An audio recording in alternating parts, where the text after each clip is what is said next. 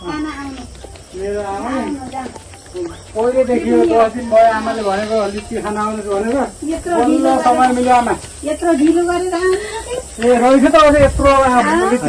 यहाँ हजुरआमा हुनुहुन्छ बुढी आमा उहाँले ल ज्वाइँ ल आउनुहोस् त लिची खान भन्नुहुन्थ्यो ल आमाले अब लिची खानु आमा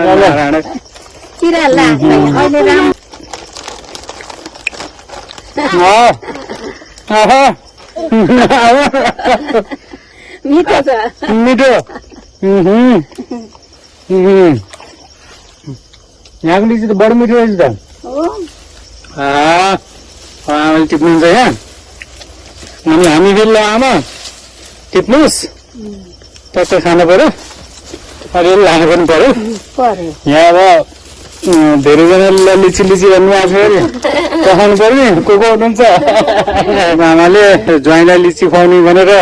धामा रुस लाउनु भएको छ ल ल्याउनु त अब त्यता ल्याउनुहोस् त अब म त यहीँबाट सुरु गरेँ मिठो छ खानु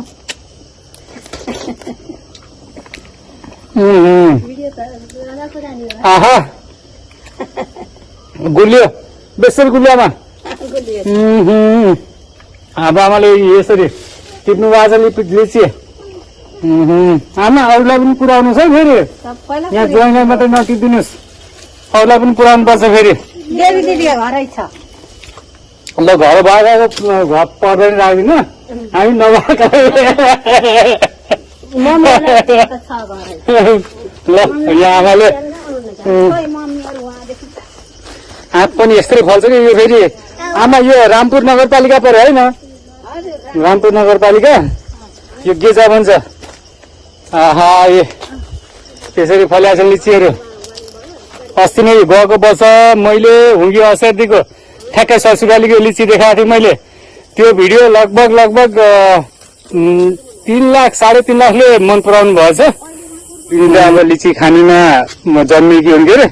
माओली पनि लिची खान्नै पर्यो फेरि माओली अब हजुरआमा यहाँ फेरि अनि बेनी त लिची टिप्यौ कि हजुरआमा टिप्नु भयो यो माकल टिपेको ए कस्तो छ त मिठो छ कति मिठो यहाँ मामा घरको बगैँचा यो फलको आप यसरी फले खाने यता लिचीको बुटा यता नास्पातीको बुटा अनार पनि छ यहाँ त अनार पनि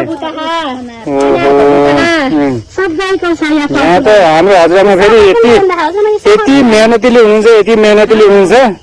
हजुरआमा कति वर्षको हुनुभयो हजुर 80 वर्षको उमेरमा पनि यो खालको जोस छ हाम्रो हजुरआमाको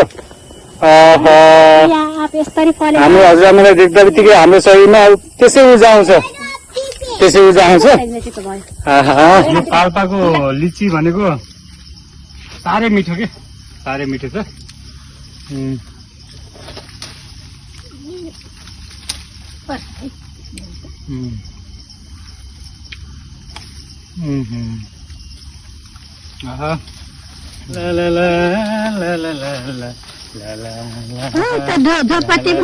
माथिको